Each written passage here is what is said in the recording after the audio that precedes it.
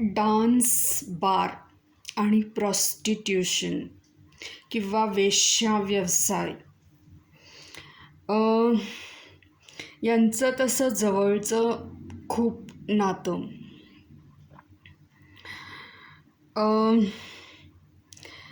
तसं बघायला गेलं तर हाच मुंबई किंवा इतरत्र शहरांमध्ये सुद्धा चालणारा एक व्यवसाय, ज्याला समाज मान्यता नसते. ह्या व्यवसायामध्ये राजरोजपणे केला जाणारा देहविक्रय हा महत्त्वाचा धंदा. ह्याच्यात गायली जाणारी अश्लील गाणी आणि अंगविक्षेपाचे अश्लील चाळे हा ह्यांचा प्रमुख विक्रय. तर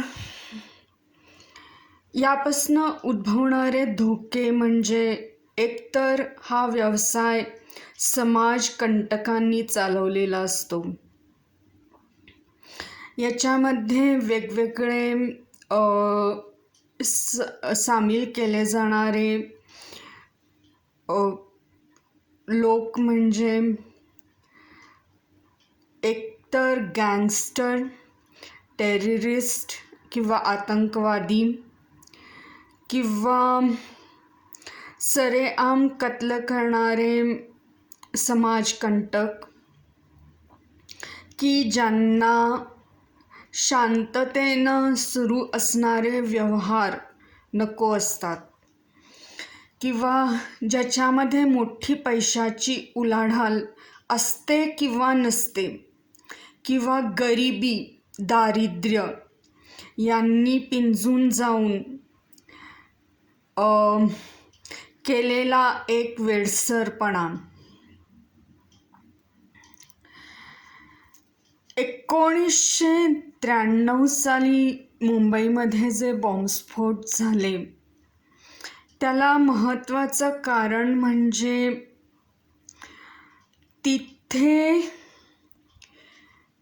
जो सिनेमाचा व्यवसाय होता हिंदी भाषेतला चाललेला, त्याला घालता येणार जोगा एक आळा. याचे महत्त्वाचे फायदे म्हणजे जे स्त्रिया असतात किंवा पुरुष असतात या व्यवसायातल्या, त्यांना प्रॉस्टिट्यूशनच्या बाजारात खेचलं जाण्याची शक्यता. ह्या ॲक्टर ॲक्ट्रेसेस एकतर हिंदू किंवा इतरत्र धर्माच्या असतात, पण त्यांचं कामाची भाषा हिंदी असल्यामुळे त्यांना सरसकट हिंदू धर्माची मान्यता असते. तर ह्या बॉम्बस्फोटामुळं मुस्लिम समाजाचं वर्चस्व या व्यवसायात व्हावं किंवा चालावं म्हणून घेतली जाणारी काळजी. एकतर मुस्लिम व्यवसाय हा अत्यंत तिटकारा आणणारा वेश्या बाजारातला व्यवसाय आहे. यात मुल्ला किंवा त्यांचे जे धार्मिक गुरु असतात त्यांचा महत्त्वाचा सहभाग असतो. बांगलादेश, सौदी अरेबिया, अफगाणिस्तान, पाकिस्तान इथं तसं बघायला गेलं तर जे रोजचे व्यवहार प्रचलित असतात त्याच्यात जागतिक मान्यता त्यांना दिली जात नाही, कारण का इथे ग्रहण केले जाणारे अन्न याच्यामध्ये शाकाहारी पदार्थांचा समावेश नसतो.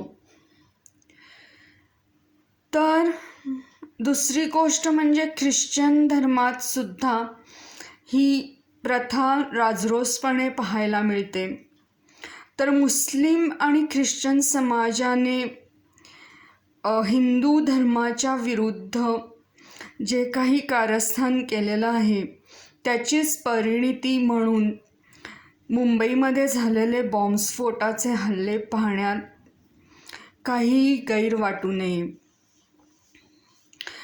यावेळी तिथले पोलीस कमिशनर जे राकेश मारिया होते त्यांनी अनेक गुन्हेगारांना सोडल्याची बातमी वृत्तपत्रात दिली गेली. त्याच्यातलंच एक नाव सहज घेतलं जाणारं म्हणजे टिपणीस. त्याच्यात पकडले गेलेले 2 गुन्हेगार समीर टिपणीस आणि वैशाली टिपणीस यांना राकेश मारियांनी गुन्हा दाखल करून सोडून दिलं. तर जर का कोणी पोलीस कमिशनर माझं म्हणणं ऐकत असेल तर त्यांनी या बाबीकडं लक्ष द्यावं.